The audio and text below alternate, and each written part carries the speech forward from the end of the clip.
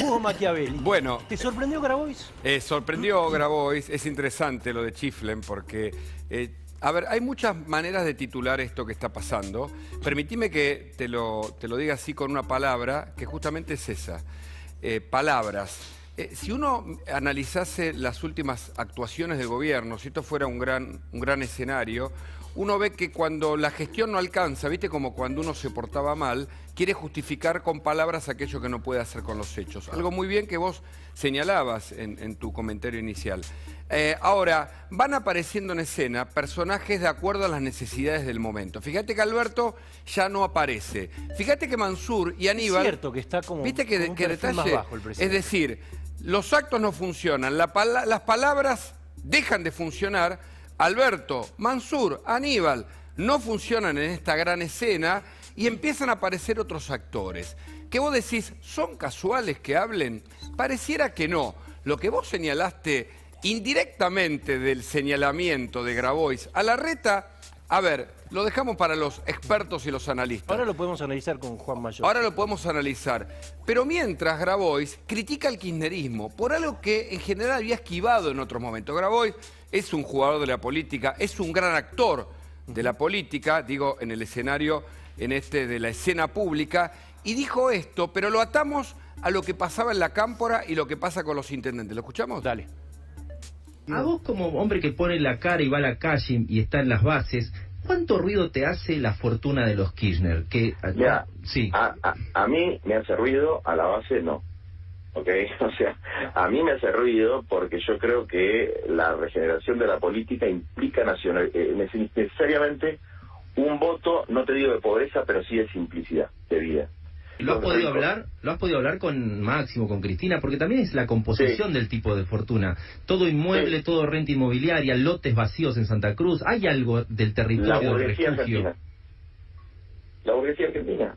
Los usos y costumbres de la burguesía argentina. La burguesía argentina, mira. Interesante, interesante. Pero, insisto, hay que hacer una segunda lectura, o por lo menos hay que planteárselo a la gente que es la que decide finalmente y para ellos laburamos. Ahí lo que pasa con el kirchnerismo, me parece, y con el ala más dura, que es lo que critica Grabois, es lo que claramente no pueden explicar. Porque, insisto, los cantos de sirena son declamatorios, son como, decíamos en algún momento, como los supuestos adventures que pelean por nosotros contra intereses internacionales o el imperialismo que quiere subyugar a las minorías. Pero en la práctica, los Kirchner tienen muchas propiedades. 27 declaró Máximo Kirchner, ahí teníamos la información, en un patrimonio que ha heredado sin demasiada trayectoria, digo, es el hijo de un matrimonio presidencial. Pero mira la trayectoria. Bueno, heredó como hijo, digamos. ¿Alguna carrera tal vez educativa, académica? Es diputado. Bueno, ok. De lista sábana, ¿no? Bueno, y ahí tenés, ¿entendés? Esta es la Argentina real. Grabois las desnuda, pero en una oportunidad particular. A día de las elecciones, ¿es casual que aparezca Grabois a hablar ahora? Mientras Alberto no habla, insisto, Mansur ya no muestra la agenda. Tampoco habla Aníbal Fernández con un lío en el sur que no vamos a repasar porque después seguramente se abordará. 27 propiedades máximo. Acciones en hoteles Santa Cruz o Tesur, que es justamente la que administra el Hotel Alto Calafate, los Sauces con un montón de bienes e inmuebles administrados que los lleva además a una causa judicial que van a tener que enfrentar en los próximos meses de manera indubitable. Sé que es interesante lo que le pregunto, porque en un momento de la respuesta, que fue larga, Grabois dice, en realidad si vos ves los líderes que uno admira, ahí está, Biden, Merkel, seguramente también tienen propiedad. No sé si está esa parte, ponelo, dale, ponelo, a ver, dale.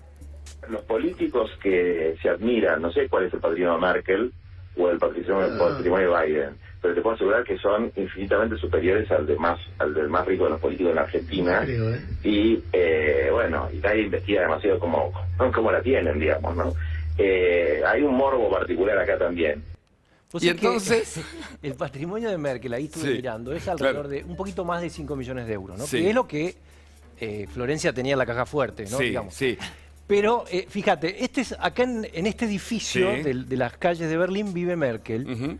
Es un departamento de 200 metros cuadrados. ¿Te gustó, Mariana? Mirá. Sí, todo estoy mirando porque el otro día estuve leyendo mucho acerca de Angela Merkel, cómo empezó, ¿no? Toda su historia muy o sea, si hay alguien austero en la política mundial es Merkel. Y yo diría coherente. Claro, coherente entre los dichos y los actos y los hechos. No hay nada más austero que Merkel, ¿eh? ¿Cómo? No hay nadie más austero que Bueno, Merkel. por eso, tiene una casa de campo ahí a 100 kilómetros de Berlín. No sé si acá está, mirá. Ahora, no hay art deco Tranquila. acá, ni hay, digamos, volados, ni telas de colores, ni LB o manifestaciones simbólicas de una clase social a la Mirá que cómo hace hasta las el compras. kirchnerismo Claro, critica. claro. Merkel se lleva su propia bolsa. Ahí está. Esa bolsa la llevó ahí Impresionante. y elige, incluso algunos de los usuarios de las redes se fijaban lo que había en el carrito y decían, consumo sobrio. Coherencia. Menos Así es. palabras, más hechos. Insisto, las palabras se usan o se abusan de ellas cuando los hechos no alcanzan, pero algunos también se gastan en palabras y por eso salen de la escena. En la escena aparece Grabois y aparecen estos cantos de sirena. Expresión que no es nueva, la usó Hernán Lombardi hace poquito, que es un ruido interno, porque vas a ver que en la cámpora, o el video de la cámpora, agitan idealismos que son absolutamente ficticios, incluso para la gestión de este gobierno. ¿Tenemos lo de la cámpora? Lo escuchamos, Dale. Lo vemos.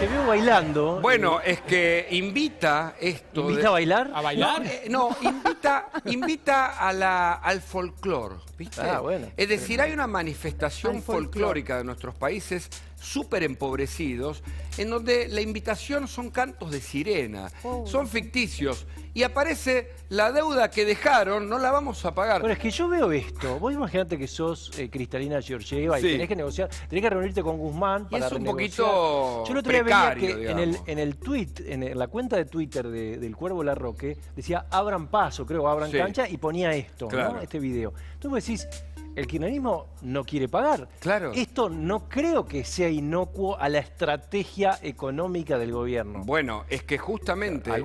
¿Algún ruido hace?